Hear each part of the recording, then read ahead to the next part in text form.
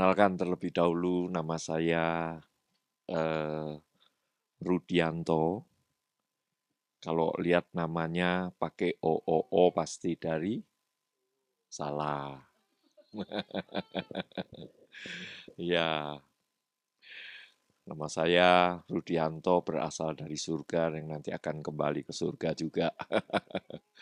Ya, saya dilahirkan di kota Surabaya dan saya dibaptis di GBT, Gereja Bethel Tabernakel di Jalan Genteng Kali 61 kalau nggak salah nomornya. Itu oleh pendeta Lao, Lao Sunjin. Ya, mungkin Papa nggak tahu ya, Pak. Oh ya ya, Lao Sunjin. Saya dibaptis 17 Desember tahun 76. Eh, 16 tahun. Saya dibaptis itu bebarengan persis sama papa saya. Karena pergumulan mama saya, tapi puji Tuhan papa saya juga dibaptis sama-sama saya saat saya usia 16 tahun. Dan sejak saat itu saya mulai bertumbuh dan mulai mengajar sekolah minggu, aktif di pemuda remaja dan terus Tuhan sampai bawa nenek saya itu cikal bakal dari GBPS kalau tahu ya, nenek saya itu dari GBPS Gereja Pantai Kosta Pusat Surabaya. Tapi kalau diplesetkan itu gereja putih-putih selalu katanya.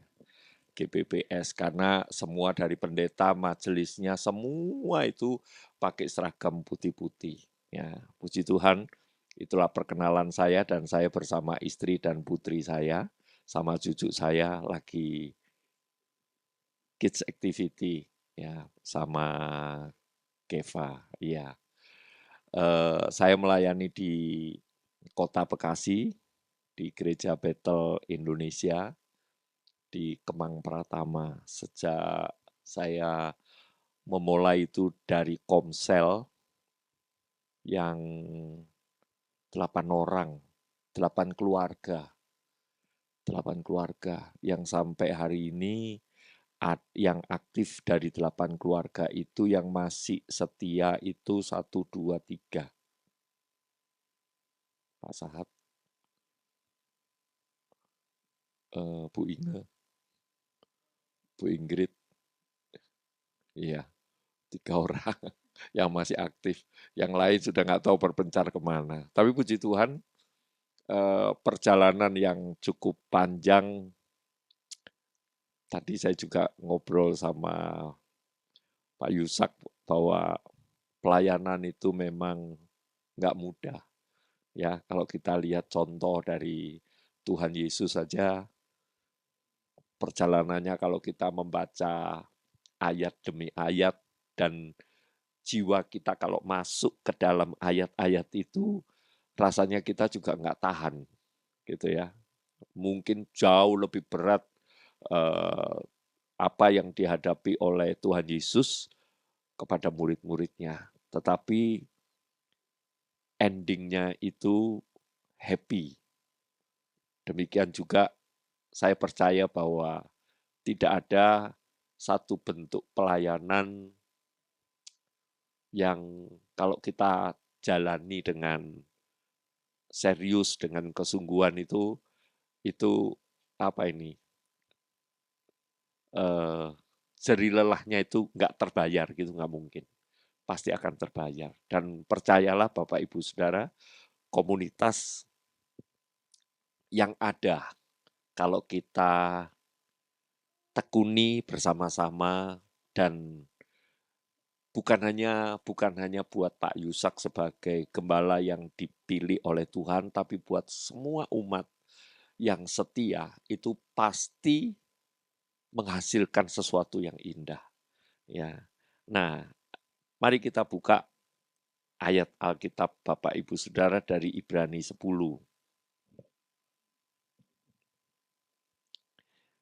Saya bacakan nanti mulai ayat 19 sampai ayat 23. Nanti Bapak Ibu membaca ayat 24 dan 25. Judul perikopnya dari Ibrani 10 ayat 19 itu di atasnya ketekunan.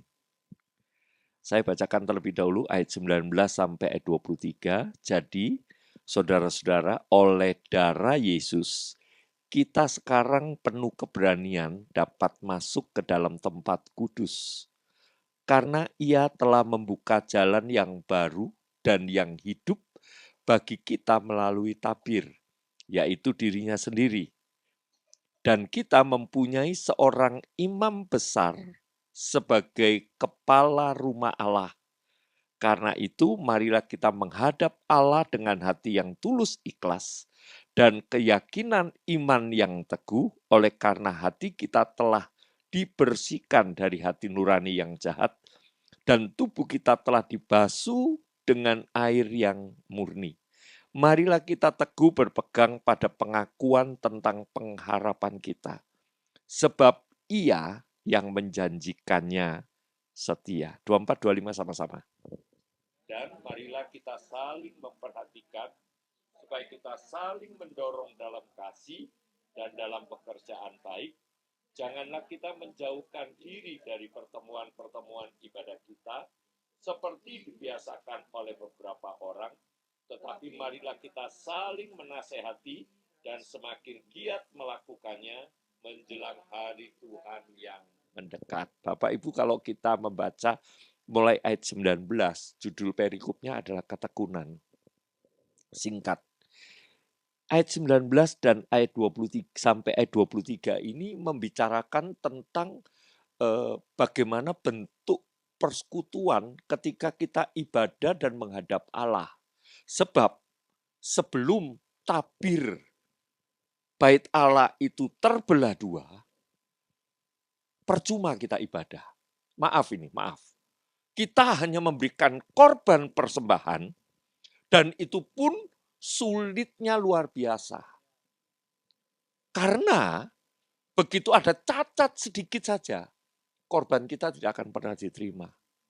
Artinya pujian kita, penyembahan kita, persembahan kita, apapun yang kita berikan, semuanya menjadi sia-sia. Nah, sejak Tuhan Yesus di atas kayu salib, dia menyerahkan nyawanya. Tabir bait Allah itu terbelah dua, sehingga tidak lagi ada yang namanya ruang maha kudus dipisahkan dari ruang kudus dan halaman. Semua sudah menjadi satu, sehingga ini memudahkan setiap kita untuk kita ini menghadap kepada Allah.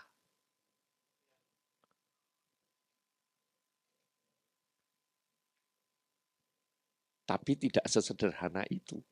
Sekali lagi, tidak sesederhana itu. Meskipun sudah diberikan kemudahan oleh Tuhan kita, Yesus Kristus, kita ini menghadap Allah. Tidak semudah itu. Sebab apa? Banyak hal di sekeliling kita ini yang seringkali menghambat dalam pikiran kita, pekerjaan kita, rumah tangga kita, pasangan hidup kita, anak-anak kita, orang tua kita. Seringkali ini menghambat. Oleh sebab itu, kalau ayat 24 dan 25 ini ditulis oleh penulis Ibrani, maka ini harus kita selami dan benar-benar harus kita pakai kesempatan ini, karena kesempatan ini nggak lama. Percayalah bahwa apa yang Tuhan Yesus janjikan, bahwa dia nanti pasti akan datang kembali, itu pasti digenapi. Memang waktunya kapan kita nggak tahu. Tetapi kesempatan untuk kita bisa kita gunakan, kita harus gunakan. Sekali lagi saya baca ayat 24 dan 25. Sejak tabir bait Allah itu terbelah dua, Bapak, Ibu, Saudara, dan saya, diberikan kemudahan oleh Allah, oleh Tuhan Yesus, untuk kita ini menghadap Bapa di surga. Suara kita fales, diterima. Kita nyanyi terpotong-potong karena tidak hafal nadanya. Saya yakin juga Tuhan menerima karena kita mau menaikkan pujian itu dengan tulus hati. Halo? Benar. Kalau dulu, sebelum tabir bait Allah itu terbelah, ada cacat sedikit, yang akan diterima. Saya bacakan ayat 24 dan 25. Oleh sebab itu, Bapak Ibu Saudara, dan marilah kita saling memperhatikan, supaya kita saling mendorong dalam kasih dan dalam pekerjaan baik. Janganlah kita menjauhkan diri dari pertemuan-pertemuan ibadah kita, seperti dibiasakan oleh beberapa orang. Tetapi marilah kita saling menasihati dan semakin giat melakukannya menjelang hari Tuhan yang mendekat. Ayat 24 dan 25 ini penulis mendorong setiap kita supaya kita ini saling memperhatikan. Karena apa? Pergumulan kita, ya, seabrek-abrek. Tuhan sudah membuka jalan untuk kita ini menghadap Bapa. Tapi ada aja. Makanya di sini ayat 24 dan 25. Disinilah pentingnya buat setiap kita. Karena pergumulan kita, yang tahu kita. Yang harus mengutarakan itu kita. Tapi seringkali kita ini canggung, malu. Ya. Kalau kita ngomong, Pak Yusak, tolong bantu doa ya. Suamiku, aduh kalau diajak ke gereja ini sulit sekali. Bapak Ibu Saudara, ini loh gunanya komunitas. Sehingga orang itu menjadi malas untuk datang ke gereja. Padahal ayat 25 tadi mengatakan janganlah kita memisahkan diri dari komunitas ini. Orang yang malas ibadah, kalau kita biarkan, kemalasan itu akan semakin dalam. Kalau sudah semakin dalam, hilang itu orang. Tanggung jawab siapa? Komunitas.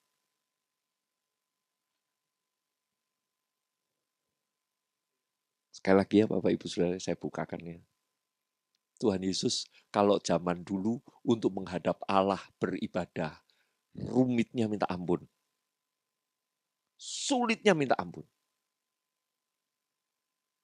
Kita sudah memberikan persembahan karena pada zaman itu bait Allah itu tidak sembarangan orang, hanya orang yang membawa persembahan. Dan persembahan itu tidak boleh cacat. Mulai diperiksa dari kukunya, hidungnya, telinganya, semuanya harus betul-betul pure, murni, tidak ada cacat. Baru kita ini bisa diterima.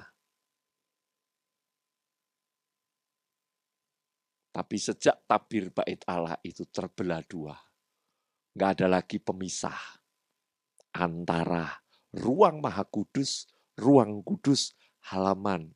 Itu sudah terbuka. Siapapun mau menghadap Allah, asal dia membawa hati dengan tulus. Maka saya percaya, pujian kita, penyembahan kita, nyanyian syukur kita, doa-doa kita, pasti didengar. Nah, tapi ada hambatan lain yang seringkali kita hadapi. Apa itu? Gangguan dari pihak keluarga kita. Yang tadi saya cerita, kenapa mami saya, papi saya kok dibaptis sama-sama pada saat saya umur 16 tahun. Karena itu hambatan. Hambatan keluarga dari papi saya. itu untuk apa ini? Untuk datang ke gereja itu selalu diolok, diejek karena keluarga dari papi saya ini bukan dari golongan orang Kristen. Tapi lewat pergumulan mami saya, doa-doa didengar. Akhirnya ketika saya dibaptis, papi saya juga mau dibaptis. Ya. Ayat 24 dan 25 ini mengingatkan kepada setiap kita, jangan sampai ada orang yang kelompok kita, komunitas kita, ini yang hilang.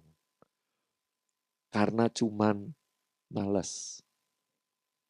Kesempatan yang Tuhan Yesus berikan, itu nggak akan lama. Oleh sebab itu ditutup ayat 25, dikatakan gini, dan semakin giat melakukannya menjelang hari Tuhan yang mendekat. Disinilah kepedulian itu kita buka. Masa bodoh Pak, dasar memang keluarga itu malas.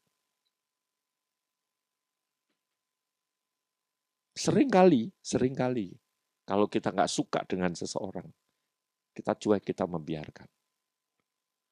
Harusnya kita ini peduli.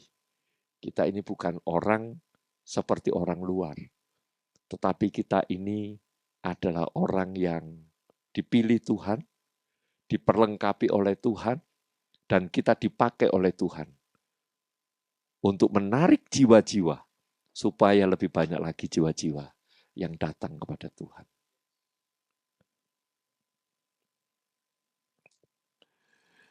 PowerPoint selanjutnya, Timothy Keller mengatakan begini, pesan Injil sebenarnya adalah kuasa Allah secara verbal, kognitif. Injil mengangkat manusia, mengubah dan mentransformasi hati dan pikiran ketika disampaikan atau direnungkan, kuasanya itu dilepaskan. Bapak, Ibu, Saudara, saya mau mengatakan kalau saya orang dunia, saya mengatakan begini, Injil itu sakti. Karena di dalam kitab Roma dikatakan bahwa Injil itu kekuatan Allah. Iya, Injil itu kekuatan Allah. Percayalah, jangan nanti kita dibilang kalau kita berkata sedikit-sedikit Injil, kita berkata sedikit-sedikit Injil, ini kamu sudah jadi pendeta, kamu ngomong dikit-dikit Injil, dikit-dikit Injil. Bapak, Ibu, Saudara, percaya dan yakinlah bahwa Injil yang ditulis itu bukan sekedar tulisan. Tetapi Injil itu punya kekuatan yang luar biasa. Oleh sebab itu, kalau ada hambatan demi hambatan apapun, kita ini dikatakan bahwa dalam hati dan pikiran kita, mulai kita ini diracuni oleh yang namanya kemalasan. Atau ada teman-teman kita, sahabat kita, rekan kita di dalam satu komunitas. Pastikan ketika kita berdoa, ketika kita menyampaikan sesuatu kepada Tuhan, dan Tuhan memberikan firman lalu menyampaikan kepada orang itu, pasti ada kekuatan. Sebab Injil itu adalah Tuhan Yesus sendiri. Injil itu bukan sekedar tulisan mati, tapi Injil itu adalah kekuatan Allah, yaitu Yesus sendiri. Sebab ketika kita menyampaikan firman itu, Tuhan Yesus sendiri yang akan berbicara kepada orang itu. Dan ada kekuatan yang luar biasa. Kenapa kita ini harus peduli dengan sesama kita? 1 Yohanes 4 ayat 7 sampai ayatnya yang ke-8.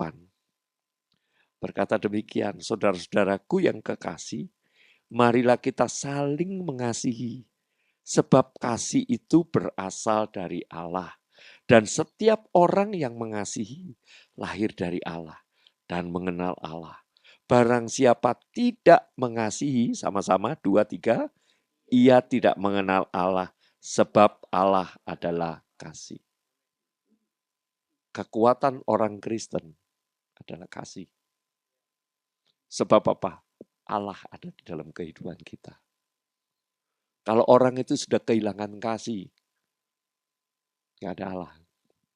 Dalam tanda kutip, kemana Allah itu?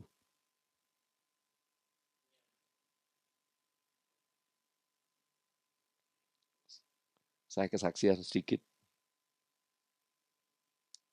Eh, Suatu hari siang-siang saya ditelepon sama sama pengerja saya.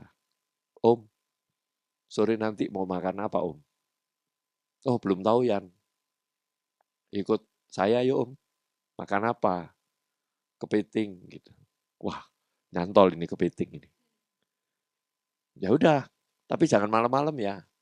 Sebab Om Rudi nggak mau makan malam-malam. Oke, 5:30 ya dijemput. Oke, jam 5 lebih sudah dijemput. Bapak Ibu Saudara jalan ke warung, naik mobil saya. Naik mobil saya. Di depan, di jalan raya, tapi saya parkirnya di depan restoran itu. Warung atau restoran nih? Restoran ya. Restorannya ya biasa-biasalah, namanya bukan restoran mewah gitu ya. Begitu turun, kami turun semua, istri saya turun, istri saya milih kepiting, biasanya dia milih kepiting yang cowok, saya milih kepiting yang bertelur, karena saya senang telurnya. Nah, dia mau pilih kepiting yang betul-betul gemuk begitu. Begitu pilih, tiba-tiba brak, noleh saya. Ya ampun, mobil saya hancur Bapak Ibu Saudara. Di belakang itu ditabrak sama motor. Rupanya ibu itu pakai helm, dia pakai jilbab, pakai helm, nabrak mobil saya, brak, kaca belakang pecah, penyok semua, si ibu ini pingsan, dia bawa anak kecil 8 tahun, 10 tahun kira-kira, itu juga jatuh, tergeletak, saya syok. Salah nggak ini saya parkir di sini? Saya ngeliatin dari kanan ke kiri, nggak ada tanda larangan parkir. Lalu saya nyebrang, saya lari ke pos polisi, saya nanya, Pak, mobil saya ditabrak, itu ada larangan parkir nggak Pak? Oh enggak, itu sudah sering di situ katanya. Ya ampun, sudah sering kok nggak dikasih tanda begitu ya. Lalu saya pas di seberang restoran itu ada rumah sakit, persis rumah sakit. Saya lapor ke sana, ada tandu, ada 2 tandu dibawa untuk gotong ibu itu sama sama anak itu bawa. Bapak Ibu Saudara yang pengerja saya ini sudah milih, sudah makan, sama istri saya masih ngurusin orang ini, ibu ini. Lalu dilihat KTP-nya dan segala macam, dicek, ada nomor teleponnya, salah satu dihubungin. Singkat cerita, kakak dari suaminya itu datang. Dan dia ngomong bahwa, ini gimana jadinya? Udah Pak, tenang dulu, yang penting ibu ini nggak ada apa-apa. Malam, singkat cerita Bapak Ibu Saudara, setelah saya juga makan, habis makan, tapi ya sudah namanya apa ini kepiting ya rasa kerupuk mungkin gitu ya, sudah hilang rasanya gitu udah. Habis selesai makan, saya kembali lagi nyebrang ke depan, lalu suaminya datang. Suaminya datang, tiba-tiba dia itu peluk saya. Saya kaget, saya dipeluk dan dia bisikin di telinga saya. Tadinya saya juga orang Kristen, Pak, katanya gitu. Nah, apa hubungannya gitu kan ya? Apa hubungannya? Saya orang Batak katanya. Terus sudah semakin saya peluk, karena dia ngomong begitu, saya doain. Udah Pak, kita lihat istri yang penting nggak ada apa-apa gitu. Udah sama istri saya, dia ngomong ini mau digenggemin nggak? Ya udah genggemin lah, kasih gitu. Istrinya tadinya begitu melihat kami pura-pura pingsan gitu karena takut istrinya. Tapi terus dipeluk sama istri saya, dikasih apa ini uang begitu ya buat pengobatan. Lalu sekali lagi nanya lagi. Ini jadinya mobil gimana Pak? Udah nggak ada, jangan dibicarakan dulu, udah nggak apa-apa begitu. Udah, Bapak Ibu Saudara, sampai si orang ini pulih dan sehat. Nah, kisahnya ternyata belum selesai. Beberapa waktu kemudian ada salah satu wakil saya, wakil di gereja, itu nganter anaknya sekolah ya, komsel. Komsel, nah terus disuruh doain. Tolong ya, doakan ini pembantu saya nabrak mobilnya pendeta katanya gitu. Nabrak mobilnya. Saya kan nggak ikut komsel di situ. Wakil saya pas keliling-keliling ikut komsel di situ. Tolong bantu doa ya, ini ada pembantu saya, salah satu jemaat komsel itu, pembantu saya nabrak mobilnya pendeta. Memang dia sudah pulih, tapi masih di rumah, masih luka-luka katanya gitu. Kaget si Ibu Tri namanya, kaget. Kok persis kejadiannya katanya gitu. Nabrak pendeta mana? Nggak tahu, itu ada orang Cina yang di Kemang Pratama katanya. Dah, itu gereja kita katanya begitu. Itu Pak Rudi. Oh, mobilnya Pak Rudi ditabrak? Iya. Lalu ditengok Bapak Ibu Saudara. Bersyukurnya kesaksian dari pembantu ini ya pendetanya baik.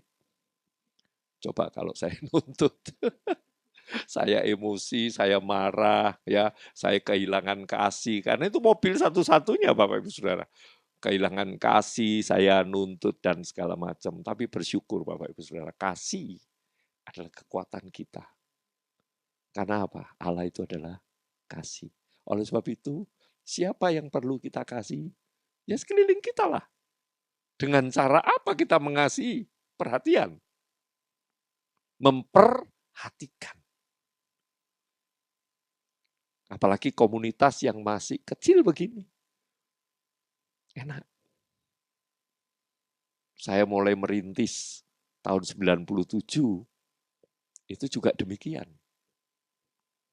Gampang memperhatikannya, enak memperhatikannya. Dan saling mendoakan. Dan komunitas inilah komunitas yang paling kuat. Tuhan Yesus 12 komunitasnya. Dan itu pun juga saling memperhatikan satu dengan yang lain. Hal yang pertama, sebab Allah itu kasih. Kenapa kita harus saling peduli? Karena Allah itu kasih. Dan sekali lagi, selalu saya akhiri. Karena ini kesempatan. Kesempatan gak akan terulang, Bapak Ibu Saudara. Ya, menolong, memperhatikan, belum tentu bisa terulang. Dan itu kesempatan untuk memperhatikan sesama. Itu adalah kesempatan. Poin yang kedua, Matius 14,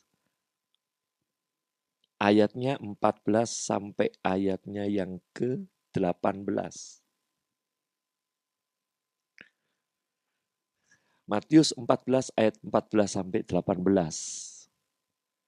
Ketika Yesus mendarat, ia melihat orang banyak yang besar jumlahnya, maka tergeraklah hatinya oleh belas kasihan kepada mereka. Dan ia menyembuhkan mereka yang sakit. Menjelang malam, murid-muridnya datang kepadanya dan berkata, tempat ini sunyi, dan hari sudah mulai malam. Suruhlah orang banyak itu pergi supaya mereka dapat membeli makanan di desa-desa. Tetapi Yesus berkata kepada mereka, tidak perlu mereka pergi.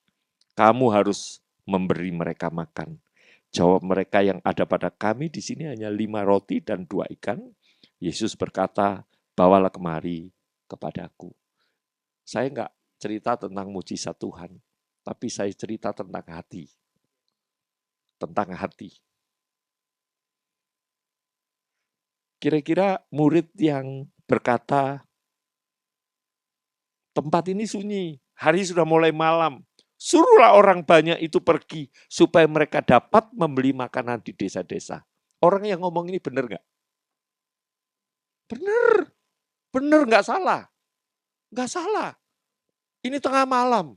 Di mana ada warung buka? Nggak mungkin ketok-ketok rumah untuk kita minta makanan. Nggak mungkin. Orang ini benar ngomongnya. Logikanya itu benar. Tapi dia tidak berbicara tentang hati. Hanya logika.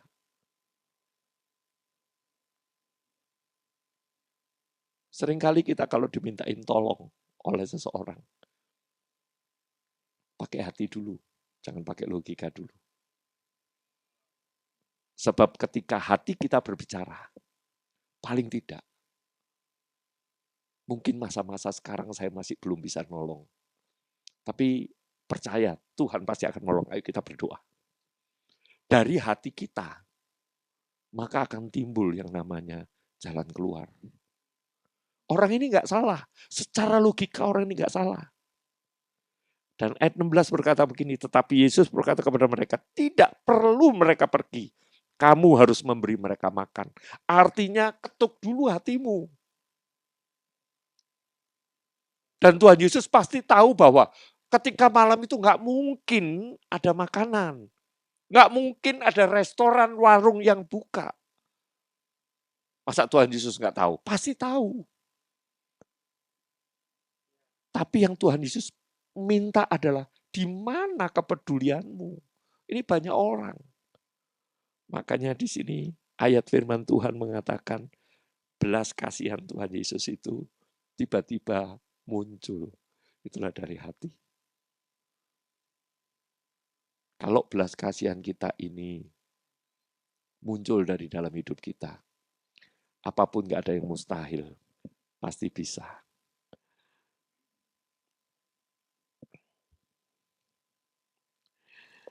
Martin Luther mengatakan begini, pertemuan dengan Injil pasti mengubah kehidupan dan pelayanan kita. Jika Injil tidak mengubah kita, berarti kita tidak memahami Injil. Kalau saya sedikit ubah kata-katanya ya, pertemuan kita sebagai orang Kristen pasti akan mengubah kehidupan dan pelayanan kita. Jika kekristenan kita ini tidak mengubah kita, berarti kita ini tidak memahami kita ini sebagai orang Kristen. Sebab Injil itu kekuatannya luar biasa. Kalau kita menyadari bahwa Injil itu yang berkuasa atas hidup kita, sejahat-jahat apapun, orang itu pasti berubah. Saya lupa namanya.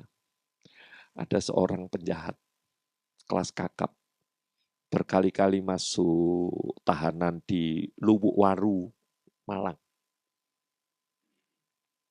Orang Katolik, Bapak Ibu. Ini penjahat kelas kakap. Dia nggak segan-segan membunuh ketika dia merampok. Kalau ada yang mergokin, pasti dibunuh. Dan dia membunuh 8 orang. Sampai dia ditangkap, masuk penjara, Lubuk Waru di Malang, lolos karena kelicikan dia. Entah kelicikan, entah dia bayar atau apa nggak ngerti. Tapi pemerintah sudah pegel, sudah kesel mungkin ya. Akhirnya dia harus dihukum mati. Hukum tembak. Tapi kan nggak langsung. Ada seorang hamba Tuhan yang mendekati dia. Dikasih Alkitab, suruh baca selama 3 bulan. Selama masa-masa tunggu dia itu mau dibunuh. Hukuman tembak. Dia baca, dan itu masuk berita pada saat itu. Ketika dia sudah menghabiskan ayat-ayat itu, dia baca, dia renungkan. Roh Kudus menjamah dia. Dia mengakui kesalahan. Semua kesalahan dia diakui. Dia minta ampun di hadapan Tuhan. Dan dia pasrah. Kusni Kasdut. baca, mungkin ceritanya ada di Google itu, Kusni Kasdut. Dan sampai di akhir kehidupan dia menerima Yesus. Injil adalah kekuatan Allah. Kalau kita sebagai orang Kristen kehilangan kekuatan, Injil inilah. Oleh sebab itu, di dalam komunitas harus sering-sering membahas tentang Injil. Supaya ada kekuatan Allah yang lahir dari situ. Dengan belas kasihan, Tuhan Yesus itu menyembuhkan orang sakit dan memberi makan. Dari hati, bukan hanya secara otak, tetapi dari hati. Memang nggak mungkin. Murid-muridnya menyediakan itu nggak mungkin. Tapi kalau seandainya ini para murid, ada salah satu murid, iya Tuhan, kasihan mereka Tuhan. Gimana caranya Tuhan? Ini yang ada pada kami, cuma 5 roti dan 2 ikan. Senang Tuhan Yesus kalau dengan murid-muridnya ngomong gini. Yang ketiga, kenapa kita harus peduli? Sebab Tuhan Yesus sudah peduli dan memberikan nyawanya buat kita. Yohanes 3 ayat 16-17, karena begitu besar kasih Allah akan dunia ini, sehingga ia telah mengaruniakan anaknya yang tunggal, supaya setiap orang yang percaya kepadanya tidak binasa, melainkan beroleh hidup yang kekal. Sebab Allah mengutus anaknya, yaitu Yesus, ke dalam dunia bukan untuk menghakimi dunia, melainkan untuk menyelamatkannya oleh Dia. Tanpa kepedulian Allah, maka kita semua akan binasa. Tanpa kepedulian Tuhan Yesus, kita semua akan masuk ke dalam api neraka. Kenapa seringkali kita disuruh peduli satu orang saja? Sulit. Peduli itu tidak harus memberi uang banyak. Peduli itu tidak harus memberikan barang. Peduli itu mendoakan. Itu peduli. Peduli itu say hello. Itu peduli. Peduli itu WA. Kirim firman. Tanya halo apa kabar. Gimana keluarga. Itu peduli. Hal yang paling kecil, kepedulian itu harus mulai dari hati kita. Mengingat lalu mendoakan.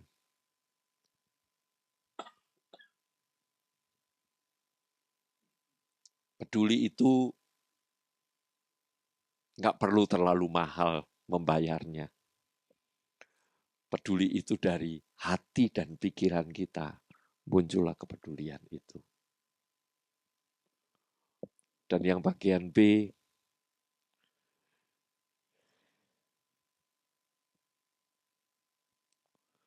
1 Yohanes 3.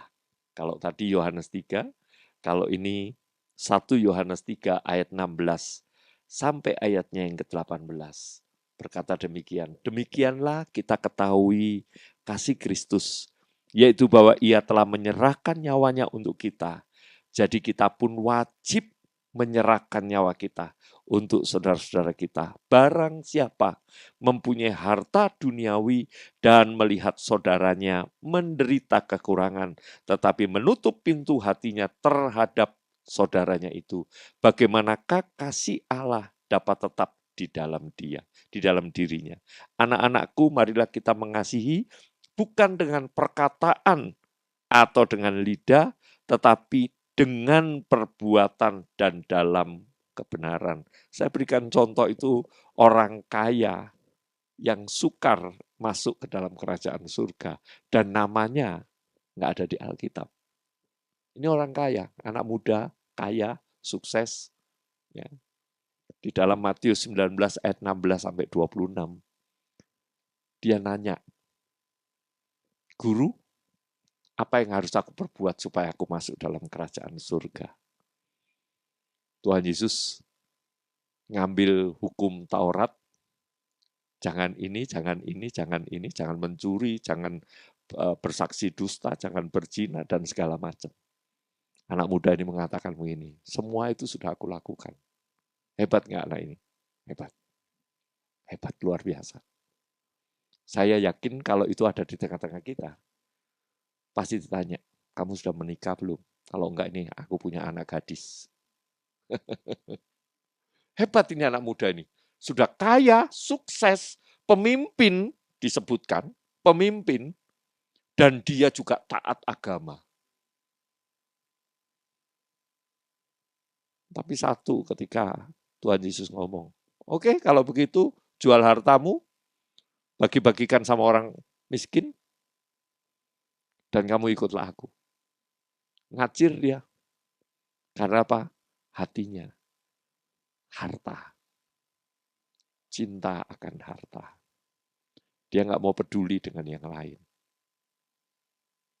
Kenapa kita harus peduli? Karena Tuhan Yesus peduli. Dan sampai kalau kita tidak peduli, jangan sampai ini, nama kita juga nggak tercatat. Kepedulian itu hal kecil tetapi penting. Bukan supaya nama kita diingat-ingat oleh orang lain, bukan. Tapi percayalah, kepedulian kita ini bukanlah sebuah tindakan harus kita memberikan harta kita ecer-ecer, bukan. Kalau memang ada orang yang membutuhkan, kenapa? Kalau Tuhan memberikan kesempatan kepada kita, kok kita tidak memberi? Tapi kepedulian itu cukup. Kita berdoa, ku sebut namamu di hadirat Tuhan. Aku berdoa buat kamu. Dan percayalah, doa kita, sekali lagi ya, doa kita didengar oleh Bapa. Karena tabir bait Allah itu sudah terbelah dua. Dan doa kita alaskan di dalam nama Yesus, Sang Pengantara kita kepada Bapa. Maka doa kita itu akan didengar. Kepedulian kita itu penting buat setiap kita. Bapak, Ibu, Saudara yang dikasihi Tuhan, saya juga punya komunitas di gereja. Tapi komunitas saya itu bukan hanya sebatas orang-orang Kristen, tapi saya juga punya komunitas tukang parkir. Yang tadinya itu dalam tanda kutip mantan preman yang pernah menghalangi ketika kami membangun gereja.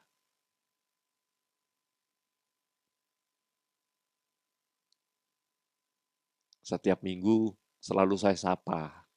Setiap kali kami masuk ke dalam area ruangan gereja, apa itu parkiran gereja, selalu dia ada, itu selalu saya sapa. Dan sekali waktu dia sakit, saya kunjungi. Dan kepedulian saya muncul di situ. Dia juga mengungkapkan unek-unek, Pak, saya itu mau memelihara ikan, Pak, begini, begitu. Lalu apa yang bisa kami bantu? Dia sebutkan, lalu kami bantu. Tapi ketika dia gagal, dia juga ngomong, Pak, gagal, Pak, hasilnya nggak ada. Nggak apa-apa, yang penting kamu sehat, saya bilang begitu. Ya, sekali waktu, dan dia sudah merasakan yang namanya kasih Tuhan. Sekali waktu saya berdoa supaya dia juga mengenal siapa itu Yesus, Tuhan kita. Bapak, Ibu, Saudara, saya ulang dari awal. Tuhan memberikan kesempatan buat kita. Ketika tabir bait Allah itu terbelah dua. Supaya kita ini saling peduli, saling mendoakan. Itu adalah ibadah kita. Dan ketika ibadah kita menghadap Allah, kita pasti akan diterima. Tinggal mengolah hati kita. Supaya hati kita penuh dengan cinta kasih. Seperti Yesus yang mengasihi kita. Biarlah hati kita juga mengasihi dan mencintai sesama. Terakhir, mari saya undang kita semua bangkit berdiri.